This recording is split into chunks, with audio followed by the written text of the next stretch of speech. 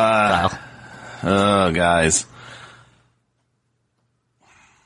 Warriors in 5.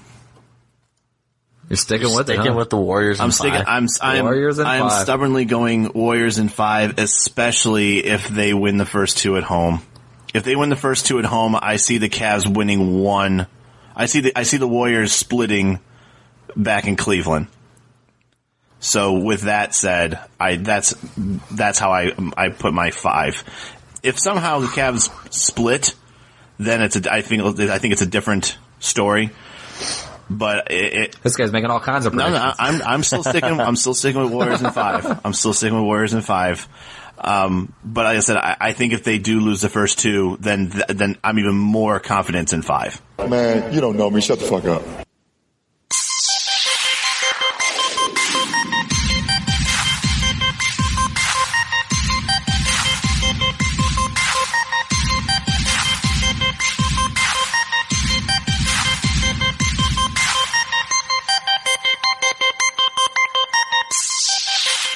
Oh, welcome everybody to episode 25 of the Pseudo Nerd Podcast for June 24th, 2016. I'm your podcast host, Josh Kiser, and joining me in Championship City, Mr. Josh Haddix. We're now old enough to rent a car. And the first loser and leader of the bandwagon, Mr. Kyle Hoagland. Cleveland? Yep. I'm assuming you're going to revisit the championship discussion, Kiser, on our picks for winners and games allotted. Yeah, I mean, so I know we told everybody last week, for all our diehard listeners who are waiting for our Warcraft movie review podcast, we're putting that off a week. I'm sorry. A historic thing has happened since our last recording. And it's not Kaiser's getting laid on a daily basis. Oh, inappropriate, bro. Inappropriate. Come on now. The Cleveland Cavaliers are champions. Wait, when? Cleveland has become a championship city, and we're going to spend a podcast talking all about it because it is a big frickin' deal. This guy doesn't want to drop the F-bombs. I know, seriously. Unlike LeBron in the parade yesterday. Dude, oh my God.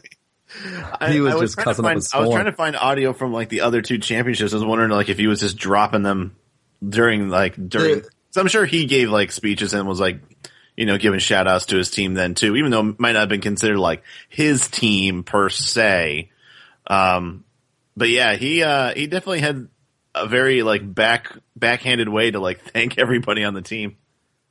Well, I feel like the asses and dams are okay, but when he dropped motherfucker was when I was like, wow, that's an intense one to throw out at a parade. It's funny because I don't know if you noticed in the background, like they had all the Cavs like hype people up there, like that Ahmed that does the cue, and then there's that blonde chick. I don't know if you're familiar with the blonde chick or not. Yeah, she's like the other. She's standing there behind him, and the one part. When he drops the F-bomb, she smiles, and you see her turn to like whoever, you can't see who's off to her left, and she gives like the, oh my God, did he just say that look? No, Kiser and I watched this together for what it's worth, so obviously you're going to remember this, Kiser, but the part where the guy was like, there was the shot, the D, and then everyone started laughing. Dude, he says the D, and Shump's back there just cracking up. Oh my God, dude. It was awesome. He mentions it later on, LeBron does. He's like, I'm not calling it the D. Yeah, he calls it the stop. The stop. Yeah, the stop. A good name. But, the D's all right, too. I think we saw the D at the last year's finals when LeBron exposed himself. But yes, yeah. That's true. If anything's going to be monikered as the D, that was definitely it. Oh man, good stuff. So I don't even know. Normally we come up with like a rundown for these shows. We put things in order, talking points we want to hit. We're just going completely commando. Well, we'll start from not the beginning, but I guess the beginning of the end, which was Game 7. And for those that don't know, the millions of Kiser's followers, he was actually at the watch party. This is true. I was at the watch party. So how was that? How was that? So it was, I mean, I don't even know if we want to start with Game 7, because I think when we were recording last, it was Game 5. Or was it 6? Maybe it was 6. Maybe we were recording during 6. We were recording, no, it's Game 6. Game 6 happened Friday night, didn't it? Thursday night. And we were recording while it was on. Yeah, we were talking it was Game 6, because we were talking about that. Yeah. So I'm just going, when we won Game 6, I gotta admit, Game 7, you and I had said this at the beginning, Haddix, that the Cavs, we didn't think the Cavs could win Game 7 in Golden State. We felt that way from the beginning. We thought if the Cavs were going to do this, they were going to have to win in 6. And obviously, mathematically, it was just not going to happen. Much like the Warriors were not going to win in 5 shortly after we took care of them in Game 5. I gotta say, Hougie, at first your prediction was looking pretty good. I would say it was on point until Cavs held. I think Hougie, along with every sports analyst in the nation, was picking Golden State to win Game 5 and win the series. I feel like that was everywhere. Yeah. Now I will say the big turning point there was Draymond Green was suspended, so I thought there was I personally felt like the Cavs had a pretty good shot of winning that one without Draymond out there. And then when it came to Game 6, I thought they can win this one. But trying to win a third in the row against Golden State, a team that hadn't lost 3 in a row since 2013, a team that only lost 9 games in the regular season this year, to beat them 3 times in a row, twice on their home court, I thought for sure Game 7 just wasn't going to happen. Oh, agreed. But the weird thing is, after we won Game 6, and like as the days went by and like Sunday rolls around, I was having this feeling. I was like, if you're ever gonna write a script for like a movie based on a Cleveland team winning a championship, I feel like it would go a lot like how Boston, the Red Sox, won their first World Series when they were down to the Yankees. 0-3, no team had come back from down 0-3, and they came back and won it. Won that, and then eventually went on to win it all. And I thought like that would be kind of how the Cleveland curse is going to be broken. Like it goes back to the whole nothing is given, everything is earned sort of thing that LeBron had, and it felt right to me. Now that said, I went to the watch party, and so you're there at the queue. For those of you who don't know, I was inside. I was on the outside one. I was in the inside. And they're setting up for the RNC, so they've like torn all the hardwood off the court. So like the court now is just like concrete pavement and like equipment and stuff, and like they're building a stage. So it wasn't the most glamorous look as far as that goes. But then you're just sitting in your seats and you're watching the big jumbotron. I'm watching this game. The first quarter ends and we're up 1, and I'm just sitting here. I'm like 3 more quarters, and I'm feeling it. Even though we couldn't hit shit, we could not hit a single 3 to save our lives. We're attacking, we're just attacking, and then of course Draymond Green can't be fucking stopped. The dude's hitting everything, and we're not helping by leaving him wide open. And I'm sitting there, and then at halftime we're down 7, and I was like. I didn't talk to anybody at halftime. Like, I was just quiet, keeping myself. I'm like, this can't be how it ends. Can't be how it ends. And, third quarter comes out. We end up bringing it back, and it's close. And I'm like, we just needed to be close going into the fourth quarter. And then, their 3-point shooting sort of quieted down. Draymond Green quieted down.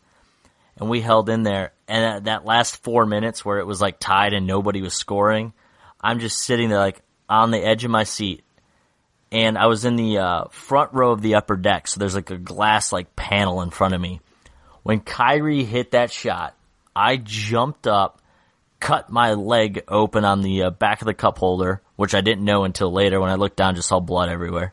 I was nearly one of those people that topple over and fall to the like floor below. Like it was a very close situation, and I will always remember that exact moment when Kyrie hit that shot. Like the feeling I felt, it's just, like undescribable. And I'm sitting there, Well, I'm like, okay, we need to be. We get the ball back. LeBron almost has like the most epic dunk in the world, and he goes down, and I'm sitting there, and he's like, whether it was all theatrics or not, where he's laying on the ground, and we can discuss that in a second. All that's going through my mind is he broke his wrist. He's done. He can't meet. He's going to miss both free throws because he can't shoot. The Warriors are going to get the ball. Curry's going to shoot a three and tie it, go into overtime. And without LeBron in overtime, we're going to lose this game. That's exactly how I saw that playing out. It's like a typical Cleveland just ending. And LeBron gets up, misses that first free throw, which, of course, why not? Like, just add that much more suspense. He made that second one, and I'm like, we've got this. We're going to fucking do this. And when that clock ticked 0, oh my God, it was like a weight off the shoulders for everybody. You know what's weird about this game is, I mean, I agree with everything you said. Everything was just so tense, and especially the end where no one was making anything. It was such a weird ending to a game, and I think it's because you're so used to, as soon as we go up by 4, they foul immediately, and it kind of becomes drawn out. But after LeBron made his free throw and we were up 4, they drove down. Curry chucks up a horrible shot. I mean, which he makes a lot of in his defense, I guess. Well, I mean, it wasn't like he went right down and chucked it up. They were trying to run a play there still. But then the rebound came off. I think Spites or something got it and tried to dribble out to the 3-point line and shoot it. And then everyone just started celebrating on the court. I didn't even realize that the clock had run out. And it was the end of the game, just like that. And all of a sudden, everyone in the bar was just going bananas, dude. People were, I don't know if you saw those videos since he posted. I was hugging random people. That was people it. Were crying. We sat there. I've got a video recorded of singing "We Are the Champions" in the queue. It's just deafening. Everybody still speechless talking about it. I mean, it was crazy. The most amazing thing. Everyone was everyone's best friend that night. No one could have done anything wrong. I was downtown, so when we left the queue afterwards, it's just a freaking party out there. Everybody's high-fiving, cheering. Everybody, strangers on the street. You're everybody's just in love with what's going on. It's just, you couldn't be happier. You could do no wrong. Nobody's, flipping cars over. Nobody's starting fights. There's, it's all Clevelanders, so there's not any Golden State fans hanging out there pissed off or trying to start shit or anything like that. It's totally Cleveland. And it was just an awesome feeling, unless you're on the Warriors bandwagon. So how are things over there, Kyle? So I was going to mention some where you guys talked about where you guys were. This is definitely going to be one of those moments in my life that I will always remember where the hell I was when this happened.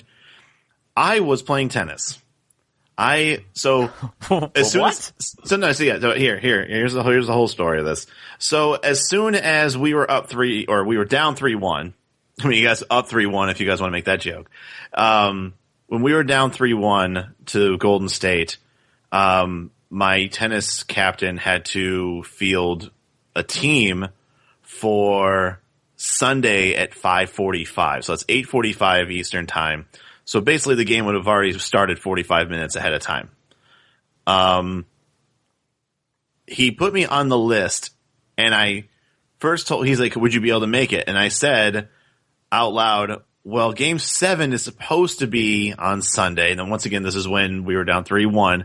So I said, I really can't say that I said, see if you can find somebody else first, because I really don't want to miss this game.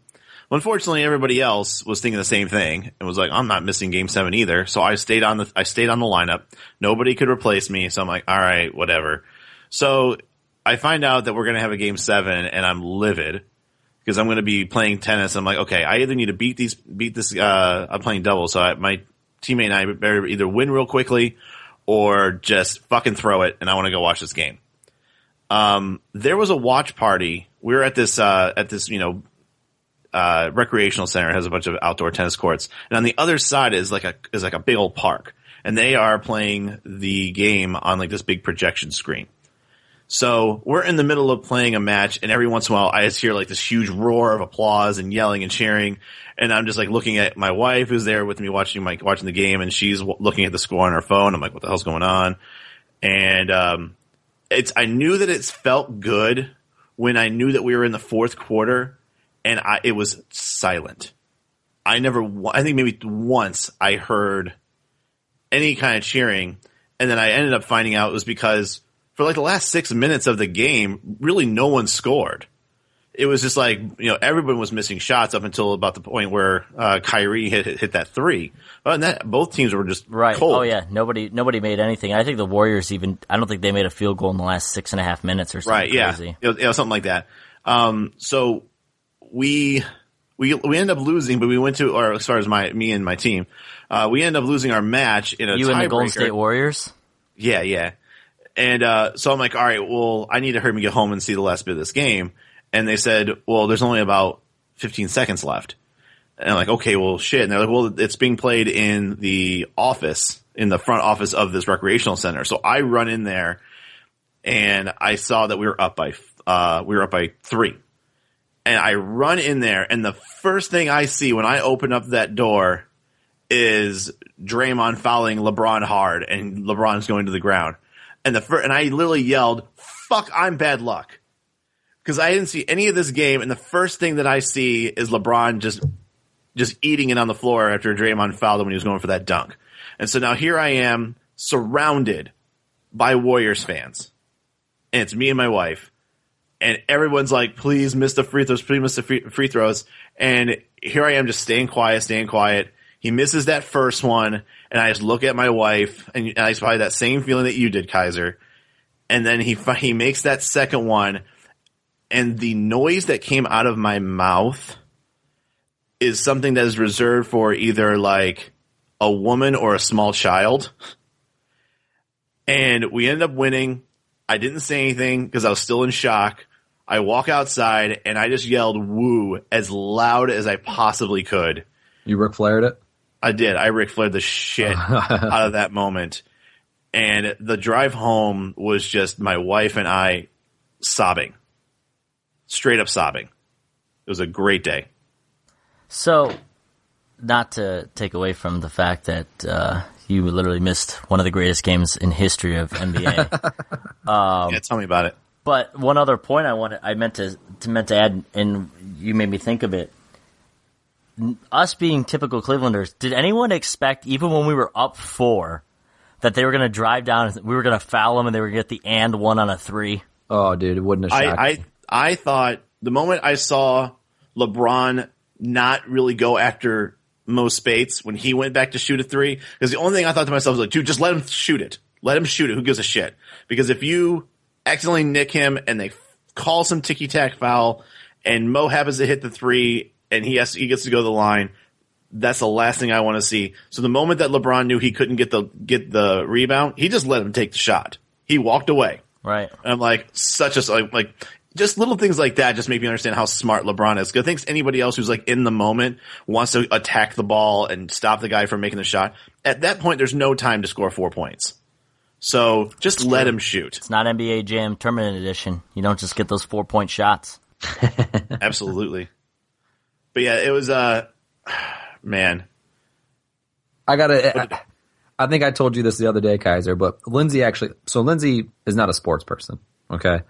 Didn't watch any of the other finals games, mostly because they're on basically after she goes to bed. But this game, even though it was a Sunday night, she gets up early on Monday, she wanted to go see it. I mean, history could be made, yada, yada, yada, all that kind of stuff. So we go, and it was such a good game. Not only was it just because the championship was on the line, but it was such a good game that she was like enthralled the whole time. Just loving every minute of it. And then she made that comment to me, like I told you the other day, that she was like, wow, that game was like really exciting. I was like, well, you picked probably the best game in the past decade to ever watch. Seriously. So, I mean, I was like, they're not all like that. Trust me. But it's just crazy just looking at just compare, or just what people have been saying, that going into game 6 or 7, both teams had scored the exact same amount of points, and which has never been done. You've got a situation where somebody's coming back from a 3-1 deficit, and that's never been done. You're going against a team that had the best record in the history of the regular season. You've got the defending NBA champion and the 2-time and unanimous NBA MVP. So it's like, well, like you were saying, Kiser, how much better of a story can you write? The only other thing you could have done to make it any better is that the Cavs could have been on 3-0 and won the next 4. Yeah. And, I mean, that's absurd. There's only been two other teams in the history of the NBA to come back and force a Game 7 after being down 3-1. The Cavs are the first one to actually win that. Nobody's won a Game 7 on the road for, like, so many years. Like, all these stats, that the odds could not have been stacked more against them.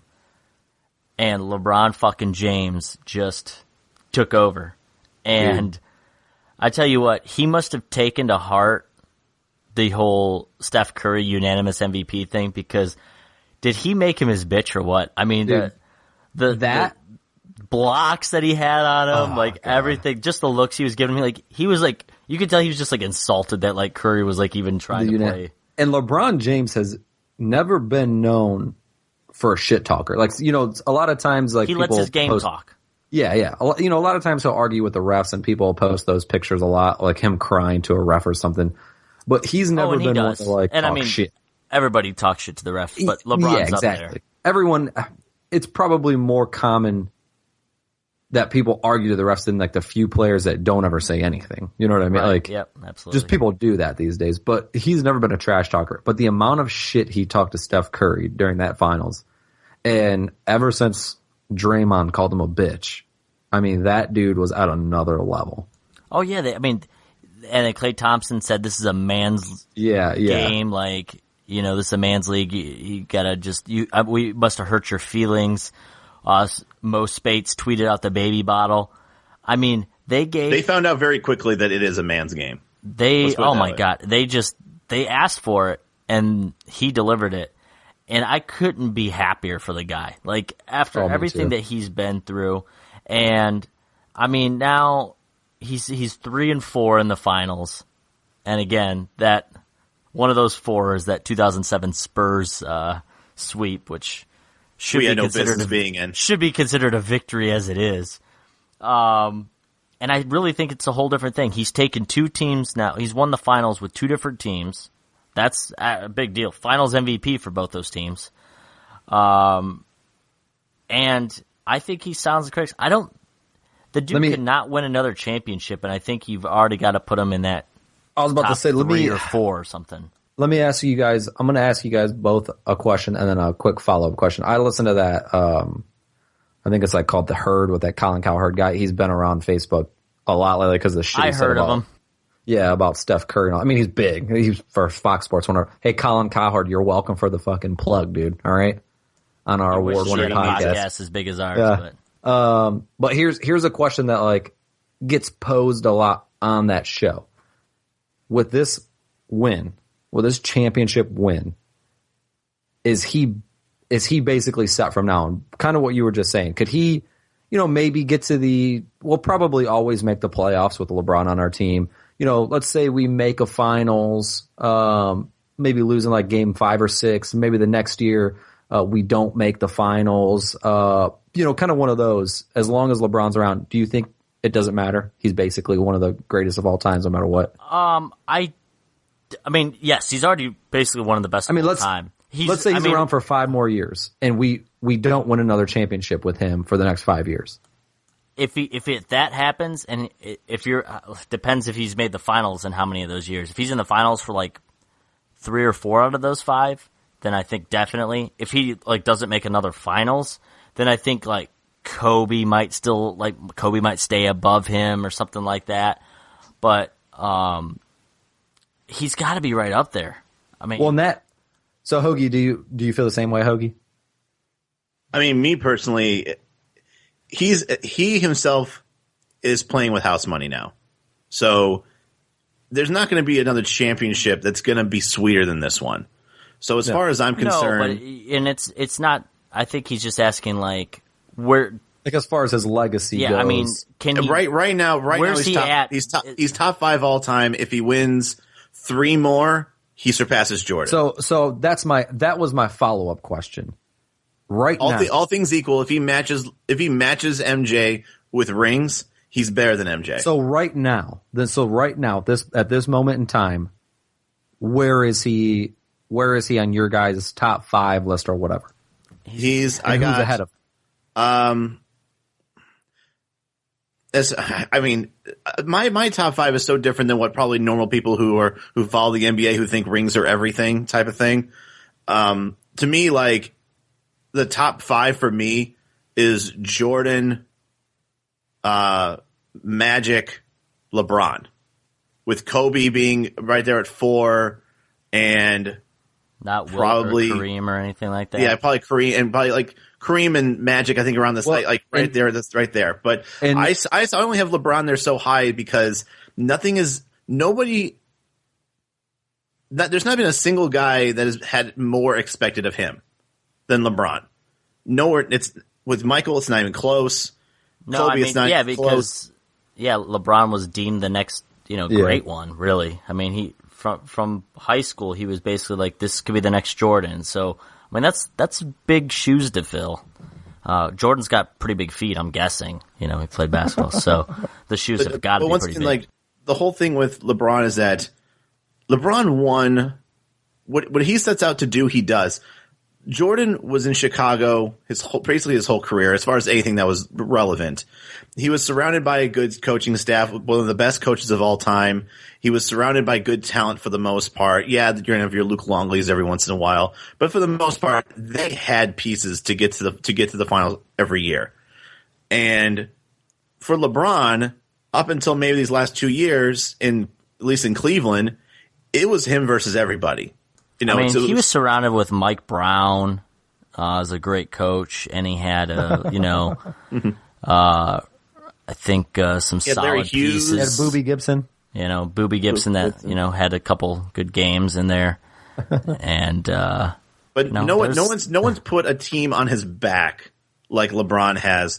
And to me, his championship win in Cleveland, a small market town for sports, is bigger than any single championship that Michael's ever won. See, am I crazy to think that I think with that win, with the win of winning the championship, and it'd be a different story if he didn't, but with winning the championship, I think at least as of right now, LeBron James is number 2 all time after Michael.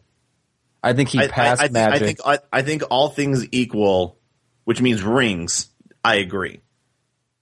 Like, I mean, you can take centers out of it if you want, because like centers are like a different. Like Kareem Abdul-Jabbar is just insane. Like, I mean, the dude was gigantic. Wilt Chamberlain, like that's like a different story. If you take Wilt out, yeah, that's what I mean. Like if you take out centers because they're just so huge. I mean, and Wilt was playing at a time where like he was by far the biggest guy on the court.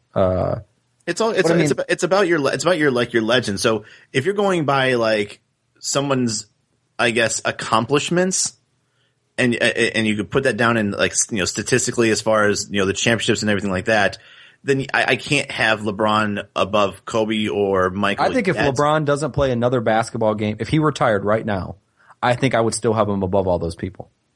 I would say right now I think he's number 3.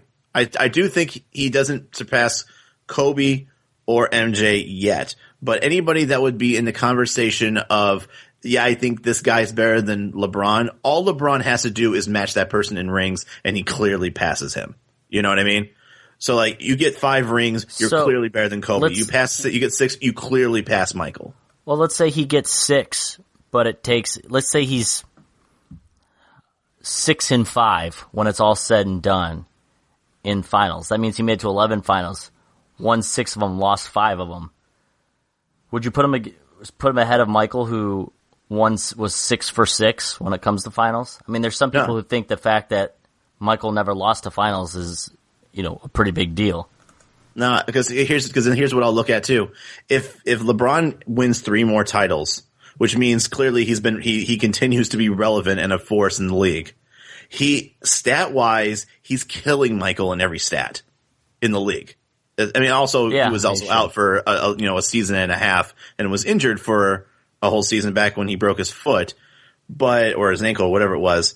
But yes, he takes Michael because he has the same amount of rings.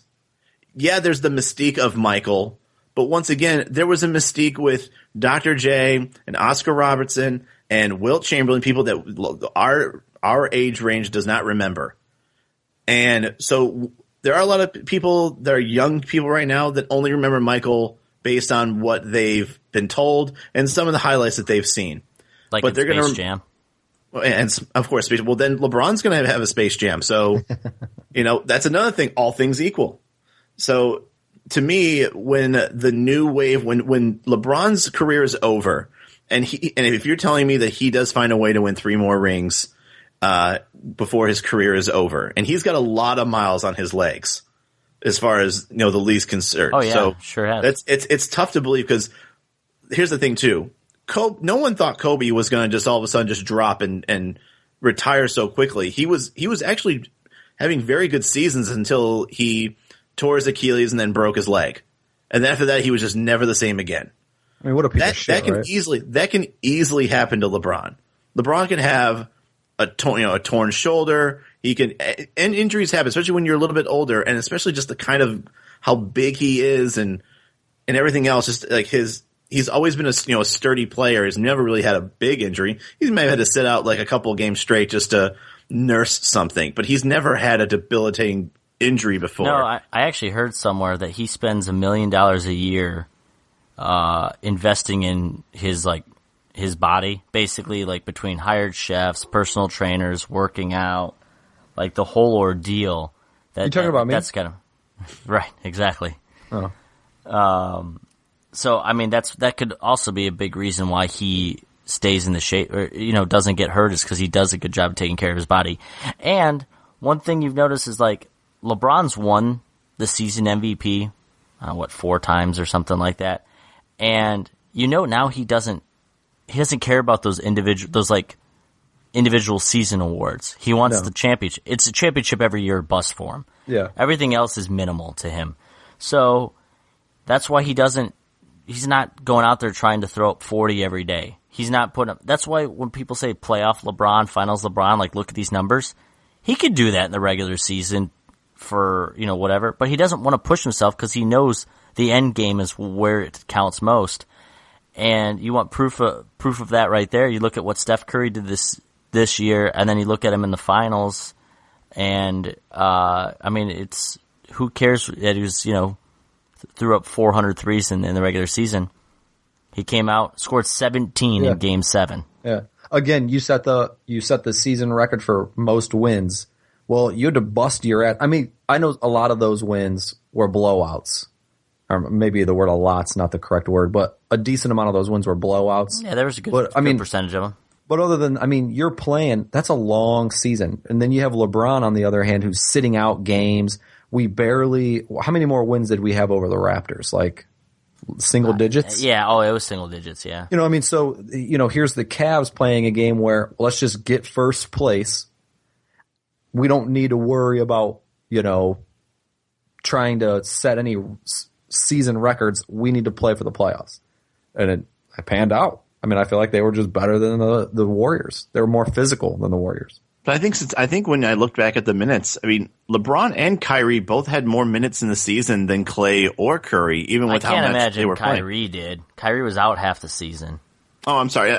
But even if so, after it was the stats after the All-Star break. After the All-Star break, both LeBron and Kyrie netted more minutes than Clay or Curry, because when they were up by 20. Clay might have played a half a quarter, but for the most part, there's a lot of games that Curry didn't play a fourth quarter at all. And might have been, but he still suited up and played. And when you're out there, you're playing at full intensity compared to sitting out for, if you plan it strategically where you have a travel day, game travel day. Yeah, it's just one of those types of things. I feel like they were more strategic. And I don't blame the Warriors for trying to set a record. No, they're a young team. And then also, while his minutes might have been there too, he wasn't playing to 100%. He was playing at maybe 80%, whatever, which for LeBron is still real freaking good. So, but he wasn't out there. He's not going out there shooting for 35, 8 and 8 or something like that. But the way he plays though is more taxing. You're talking about Clay and Steph, who are, every once in a while you might see Steph, find a hole and go down the lane or something like that. But they're shooters. I mean, to me, like, all I heard out here was, oh, they got gassed, they had to go for that record. I'm like, here's my thoughts. What if they just played so well every game that you're playing at a high level, but you should be playing at a high level if you're on the floor. They played well enough to have 73 wins. I don't think if they got 72 and didn't go for 73, I don't think that changes how good they are. If they got 70 versus 73, I don't think that changes too much about how tired they're going to be. I think they're going to be just as tired. So whenever someone says like, oh, they shouldn't have gone for 73, I'm like, so you're saying like once they hit like 65 or 6, because when they had 65 wins, they were still only a game and a half ahead of the Spurs. So they still had about a little less than 10 games left, and they still pulled away, and the Spurs kind of, stopped. They were kind of content with having the second seed at that point, but they still needed to win a couple of games towards the stretch if they were going to be guaranteed home court advantage. They only beat the Spurs by a couple of games in the whole season. So there was still a sense of urgency to continue winning. And I don't think that if they, if the number, let's say the magic number was 69 wins. If they got the 69 wins or 70 wins, they're going to get the first, they're at least going to get, the first seed. They're going to have home court advantage the rest of the timeout. That means you got 3 games left. What do? You just don't play anybody for those 4 straight games? You don't play Steph one game. He comes back the next game. You sit Clay that game. They both come back the next game. You play limited minutes in the games they're in and stuff like that. But I agree with Kyle to what you're saying. I mean, I don't think that the reason they lost was because they went for the record. I think just their series against Oklahoma City was more taxing than the last 5 games of the regular season. Oh yeah, definitely. Agreed, 100%. Yeah, but I think part of what happened is, I mean, they played. Steph disappeared in this final. I mean, for an MVP to play the way he played, for a unanimous MVP. Oh, I mean, that is now going to be like a derogatory term. Yes, unanimous. Yes. Like it's going to be sarcastic every time you say it. Oh, absolutely. I mean, even Adam Silver seemed to throw a little shade when he said, "LeBron, you're the Finals MVP unanimously." Like it was a fucking joke now. So, but one thing they did is like all year long, people were showing these highlights of like Curry hitting it from half court. They'd pass it to a wide open Clay, and Curry would run off like before the shot even went in. Before the shot, yeah. Shit like that, which at the time was like, oh, he made it. That's so badass. Well, what happens is when you miss those shots, somebody gets the rebound on the Cavs. It's the finals. Look, Curry went for that behind the back pass to Clay. Threw it out of bounds. Like it looked like something when I shoot behind the back in beer pong and it's nowhere close. I mean, I can vouch for that. It was that street ball that they were playing, and they got too cocky, and it cost them. Game 7, you can never do that in Game 7. In Game 7, where you're up by like a possession right now, and you're trying to do something cool. Like, why? What do you gain there? You getting highlight reel? If it works. Cool. Like you get an extra Sports Center shot. Yeah, exactly. Yeah. Guess what? I bet you they're not going to be doing that shit next year. No. Be up by a dozen before you start doing anything like that. Oh yeah. So how much time we have left? I don't even know what our time is. We got time. I have one question before we move on, and it's more of a Cleveland thing than actually like basketball or the Cavs. But can we finally just say now that it's not just a Browns town anymore? Like now that we've actually had a championship and it wasn't the Browns, and I know that, I mean, I've always been Indians first fan just because of how I grew up. I mean, when I grew up with sports, Browns weren't there anymore. So to me, and the Cavs were irrelevant. So really it was the Indians for me. So I feel bad knowing that at this point, it's still a football town for the most part, so the Browns are going to be your main team. But can we finally now say that it really needs to be that the Cavs like deserve to have our attention more than the Browns at this point? Oh, absolutely, they deserve it. Whether that's the case or not, I don't know. I mean, yes, right now that they won, the Cavs are going to be worshipped here in Cleveland. But I guarantee you, if the Browns won a Super Bowl, they're saying that the parade had 1 million. I've heard 1.3. You're getting 2 million if the Browns win the Super Bowl here in Cleveland. Yeah. No, I actually disagree. And the reason why is because I don't think those people would – the diehards and the Browns fans, which are very much more, spread out, I think, because of how much of a nationwide, the Browns backers are everywhere. Right. Worldwide. Yeah, I mean, I know that because those people are coming home to watch this. If people came from, I agree with Kiser. Yeah, to watch the Cavs parade, you bet your ass an organization like the Browns backers that is all over the place. Those people who are watching it wherever they're at, watching the Browns weekly, or in these clubs, you can bet they're going to be at that parade. Yeah, I think at that parade and everything. I mean, for the most part, it looked like it was mostly younger people. Maybe a couple people in their 40s. But I would probably say it's safe to say that most of the people that are at the rally and the parade were, probably people our age, maybe a little older, and some maybe a little younger. I'm not discounting the fandom of the Browns. I just think that the diehards of the Browns are definitely in a different age bracket than I would say that the Cavs fans at this point, just because of how much more recent and fresh and new as far as the last 10 years or so. Like I said, I'm not discrediting the Browns and their fans. What I'm scared of is that we're still going to treat the Indians like second-class citizens, and then if the Cavs end up not winning a championship the next year, then it's just putting them back in the shuffle, and it just goes back to being Browns country again, which I think would be such a disservice of the Cavs and everything they've done for us. I mean, no, I think the Cavs, as long as LeBron's here and the core of this team's here, they will be followed. But I even though they won a championship, if LeBron left and it was Kyrie and whoever, and they turned into a 500 team, yeah, it's probably attendance gonna drop. People are gonna care less about it.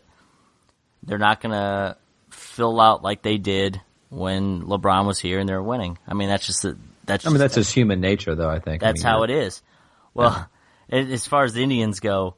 They had over 1 million people downtown, and the Indians couldn't sell out yesterday. So you feel bad for that. But especially with how well they're playing right now. I know, that's the other thing. They're playing well. I don't know. I personally wanted to go, but then by the time it was getting closer to the game time, I was exhausted from the day. I think that's partially the sports clashing into each other. I feel like it's like basketball and football. You don't start watching basketball until football is all over. You know what I mean? You just can't get into it enough. Right. And then there's some people that just like football, and there's some people that sure. But I think that's maybe more the case. I think there are more people in Northeast Ohio and Ohio in general that are just more straight up football fans than basketball. Yeah. I mean, it is the biggest drawing sport in the U.S., so that makes sense. But enough about the Browns. We'll save that for another time. One thing I wanted to get your guys' input on is Anderson Varejao. What would you offer him a ring? Give him a ring. You say yes. Dude. Kyle, what do you say? I say yes and then decline it. You think Anderson Varejao would decline it? I think so, dude. I think so. He played on the Cavs for 12 years. But I'm saying that's the kind of person I think he would rather have earned his ring with the team that he was here for 12 years and then was with us for half the year. But once again, I don't know. I mean, I'd be happy if he got one. The answer to the question, yes, they should offer one. I personally think that he wouldn't accept it because he doesn't want to feel like he by default just got a ring out of it. Like a pity ring. I don't think, because I think he's got a little more honor than that. Dude, I'm sure he would appreciate the sentiment, but I think he would just simply say, look, I was not part of this team during the playoffs when you guys were able to do this. In fact, I was I'm over here trying to stop you. So I appreciate the sentiment, but if I'm going to win a ring, I'm gonna win it with the team that I'm on. And if so, I wouldn't offer him one. Why not? Because I do not like the way he represented himself in these finals. And don't get me wrong. He represented himself as Anderson Varejao.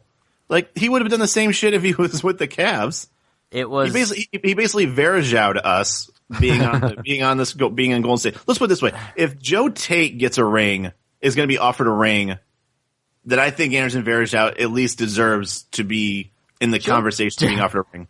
Joe Tate was with us for like 40 some years as a broadcaster through the worst of the worst. Player. He's not a player. So there's the whole organization's offered a ring. Yeah, because they are part of the Cavs organization. Joe Tate does not work for the Cavs. Joe Tate worked for the Cavs for 40 years. He put in more than anybody else that's there. But he worked for WTAM. He didn't work for the Cavs. He was the voice of the Cavs. What do you want? Sure, he's the voice of the Cavs, but he's not on the Cavs payroll. So if the Indians won a World Series, you wouldn't offer Hamilton a ring? No. Doesn't work for the Indians. He's not part of the organization. You give the scouts, you give everyone else rings. He is as much Cleveland Indians baseball to me as... I'm slowly but surely hating him, to be honest. I love his calls and everything, but every once in a while I'll listen to his radios when I listen to him in games. That guy sometimes needs to shut the hell up. Like, sometimes he just says some shit. You know what I mean? Like, some very rude, opinionated... Like, yeah, he's a homer, and I'm fine with it. But there are times where that dude takes his voice and takes his. I think he feels he's entitled to say whatever the hell he wants. Soapbox or something. Yeah, and sometimes it makes sense, and sometimes he's coming from a place of his heart's in the right place. But I remember just recently listening to when Texas came in, and he basically was shitting all over Ryan Rua, and not directly, not saying his name. But was telling stories about, his, either, I forgot what it was like a cousin or a son or something who played for Avon Lake. And I don't know if anyone remembers the story, but there was like a big fight that happened, between Ryan Rua and Hammy's I don't know if it was son or son. I read that story on Facebook. And during the whole time that Texas was there was a game where, Hamilton purposely was talking about his son and, Avon Lake native. Then, he was talking about it when Rua was up at the plate, and he was doing it because he was being just a dick. And I respect Tommy as far as, remembering all the great calls and stuff like that, but I don't know, the last 3 years, he's become a bitter man. And no, he shouldn't get a ring if the Indians ever win anything. And back to the conversation at hand, though. Well, either way, I would not offer Anderson Varejao a ring. He was too much of a dickhead, chest bumping LeBron and shit like that. Draymond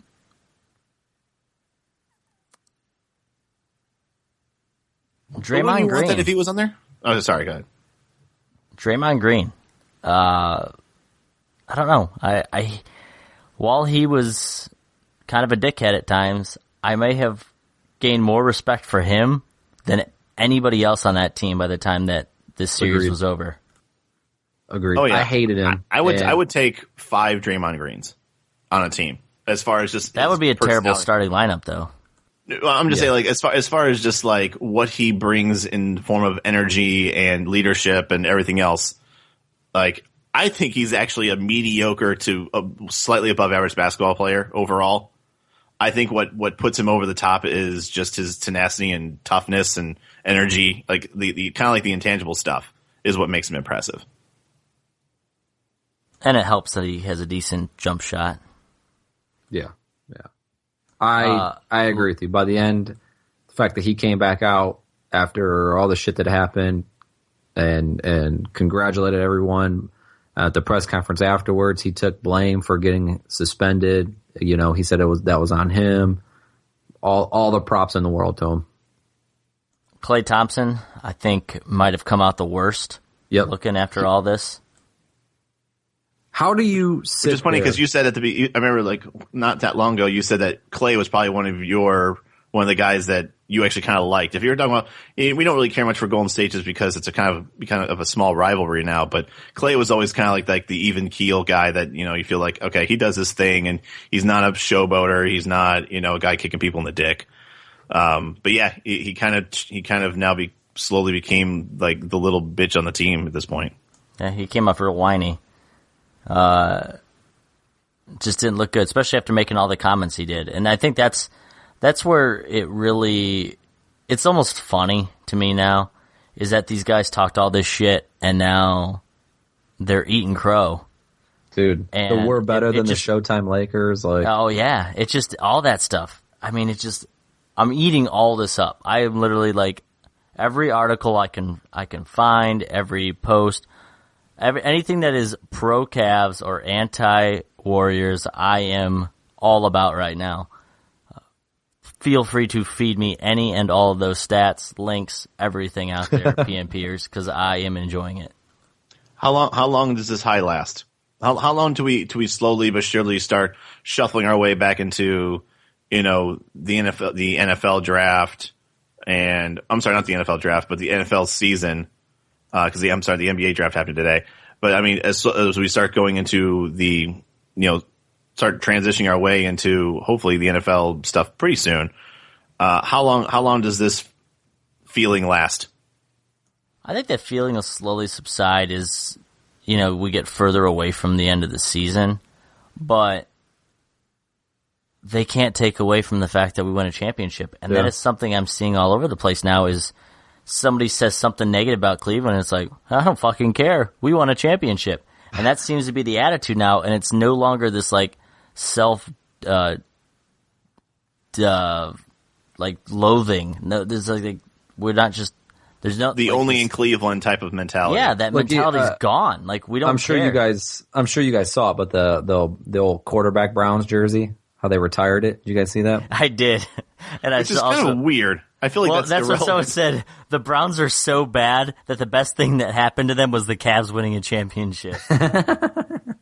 It's a good distraction. I'll give it that. Hey, so the RNC, they're talking about that they're probably going to take down the LeBron, whatever you want to call that huge mural. Yeah, I saw there's a petition to keep it up and stuff. I can't imagine if they take it down, they're replacing it after the RNC with something better.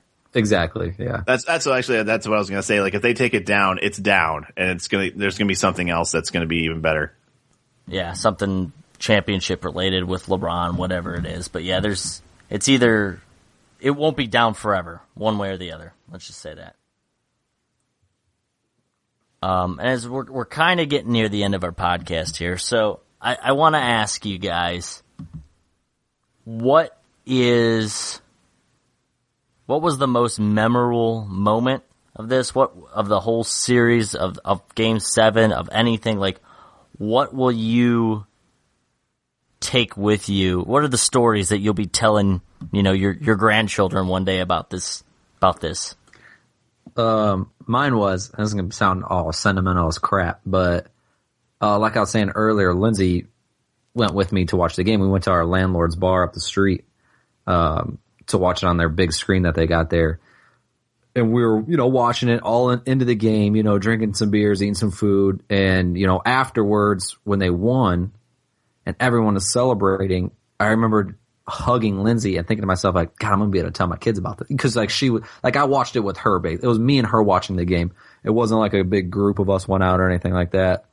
It was me and her watching the game. We won. It was historic. So it'd be one of those things where, our kids later down the line, if they're like, oh, were you around when we won that? And I could tell them that whole thing where, I was with your mom at the bar and it was crazy. It'll be a great story for the Chitlins.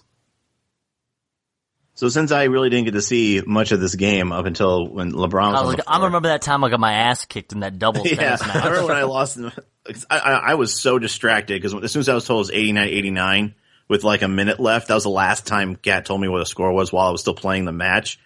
I lost all focus and we ended up losing. That's on me. I'm gonna do my best Draymond impression. That's all on me. My memory then is going to be, one, was I honestly think I cried more during that moment than I did at my own wedding, which I don't say that out loud, by the way, to your wife, who's also standing next to you and feeling emotional. But yeah, it was crazy because she's not much of a sports person either. She kind of, I'm not saying she like globs on or lashes on the things I'm into. She knows how important it is to the city and she is a sports fan. I mean, she is a fan of the Cavs and the Indians and the Browns and everything like that. Maybe sometimes I don't think she understands the full scope of exactly why we're so angry or happy. But she has adopted that in the past couple of years. So it was really cool to share that moment, even if it was just with her because we're out here in California. But the one thing that I will always remember and I'll take from this was the day later coming into work and just seeing the sea of just sadness and disappointment and silence. I sat down at my desk. I messaged my old boss back in Cleveland. And, he's, talking up with me and he asked me like, so what's it like? What's the feeling like over there in San Francisco? And I didn't answer it at first. And then I just responded back and said, it feels a lot like home. And Ain't that the truth? he totally understood what he meant by it. It was just like that whole Charlie Brown, Arrested Development, Charlie Brown theme. Everyone just walking around with their shoulders drooped and their face down, looking down at the floor. If I was there, I would have been licking their tears, and it would have been amazing. Like literally like off the floor, just like licking them. No, he'd be licking cheeks. their faces. Yeah, literally off their face. Their butt cheeks. Is that Scott Tenorman must die moment there? Exactly. Totally is. Nice. For me, like I said, that moment Kyrie hit that three, I will never forget exactly that. Just how I felt, the sound of that arena, and knowing, like, just getting this feeling over me that we're doing it, the curse is over, and it's something I will just always, while everything else will sort of dissipate over time, the parade was fun, that moment will stick out to me. Do you still have kind of like a cut or like anything like that on your leg? Because what you should do is you should cut it open again and let it scar, and then just let that be like a lasting moment. Like the last time that God forbid we go another 52 years without winning a title. But if that were to happen, you can like show your kids and grandkids, like, you see this scar? This is the last time. You want to know how I got title. these scars? I will say, with all of our separate moments, I think the thing that we can all agree on was the best was the D. That was the best. Absolutely. So actually, I was going to ask you guys, one outside of LeBron, who's your MVP? What are you going back and looking at? What are you going to remember about this team or this finals, this playoff, any of that? I mean, I think as far as MVP goes, is probably Kyrie, but I honestly think the big hero of Game 7, because of how much shit he got, was Kevin Love. That dude was a beast on the boards. I mean, he didn't, other than his rebounds, he really didn't impact the game that much. I don't even remember how many points he had. It wasn't that many. He had 9 points. Yeah, so I mean, nothing crazy. But he led both teams in plus minus too. So like he with all the shit he was getting, the concussion, people saying he sucks, he doesn't match up well, he's getting traded, all this stuff. That dude went out there and just was like, you know what? Yeah, exactly. Like if I can't score like against this team, or if I'm having problems, he's like, I'm just gonna fucking eat up these boards, dude. Yeah, he came back from the concussion. He spent a game playing on the off the bench. He listened to just all the ridicule. People saying that they should trade his ass. He's not worth it. He's terrible.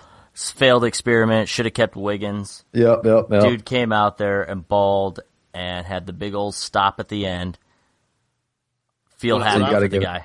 Gotta give it to Kevin. What I'll get out of it is, and you already mentioned him, but you had the unanimous MVP get outclassed, out everything by a guy that I think the entire time was like, I don't think or it's time for everybody to be reminded who Kyrie Irving is, because he is just as much a big part of that to me. almost as much as LeBron, but at the very least, he's the closer of that team. You know, LeBron's going to get his points. LeBron's going to be the leader. But if you're going to have somebody who's going to hit the nail biter shot, you know, you're cold-blooded assassin. You're more Jordan than anything else. That's Kyrie. That's the guy that I would crazy shots too. Not just that 3 dagger at the end. He had that crazy layup. Dude balled out the whole series and outplayed the 2-time MVP, and it wasn't even close. No, it was not. I mean, I don't know if we'll ever see another person that's going to lead the finals in every single offensive statistic like the way LeBron did. That's insane. Well, not even just offensive. I think he also led in a couple defensive stats, but. Oh yeah, blocks and steals. Steals and blocks. Yeah. So everything. He led everyone in everything. It was phenomenal. Yeah. But once again, I think he's capable of doing that. I'm not saying that that doesn't water down what he did. It's crazy that he was able to do it. If anyone's ever going to do it it's LeBron. But Kyrie is going to be remembered that LeBron's not winning a title without Kyrie. He wouldn't won this title without Kyrie. Absolutely. And it definitely showed last year when Kyrie was hurt and LeBron, out of stubbornness probably for the most part, also averaging almost 40 a game, was able to at least get 2 from Golden State. And it's gotta Kyrie's your X factor. Absolutely. And it's gotta make Golden State question last year's championship a little bit, because now it's like, well, maybe the Cavs could have won if Love was playing, if Kyrie was healthy the whole series. So, there's always that little question mark there now in the back of their mind. I think everyone was quick to jump on after Golden State winning last year and then their record setting this year. Everyone was very quick to throw out the word dynasty, and I think that whole thing has been shattered now. Like they might come back. You and could win say next it year. died, Nistid, right? Oh man, you could say that, but I don't know if you want to. Yeah. So just real quick for me, I know we're kind of running over here. My other take, J.R. Smith. The dude came out hot when we could not hit a 3 to save our lives. That dude came out hot to start the third quarter. He was so hot he couldn't wear a shirt for 3 days afterwards. Got us right back into that game, kept us in it. And the dude's just a legend. I mean, shirtless for days, smoking his cigars, laying the pipe, smoking the pipe. Props to JR. He's a Cleveland hero now. They're all really Cleveland heroes. Yes, I mean, all Kevin Love needed to do was, bring the smoking skull belt and crack 2 beers, and he's already my favorite Cav right now. All right. Oh yeah, he got the Austin shout out on the podcast too. But that's gonna be it for our show this week. I mean, we've already run over. We could talk for hours more at just how awesome it feels to be champions here in Cleveland. Feel free to reach out. Let us know what your favorite memories are. Tweet at us, all that. Follow us at go-to-pseudo-nerdpod.com for all that. Hougie writes his blogs. Kudos to Hougie for that. So we got to give a shout out to our sponsor. Yeah, shout out to Billy Smart. Next week, we will talk the Warcraft movie podcast, so you've got some time to watch it if you haven't yet. From the home of the 2016 NBA champions to the home of the 2016 NBA runner-ups, I am Josh Kiser. He is Josh Haddix, and he is the now back on the Cleveland Cavaliers bandwagon, Kyle Hoagland. We'll see you guys next time. Have a good Friday. Yep. See ya.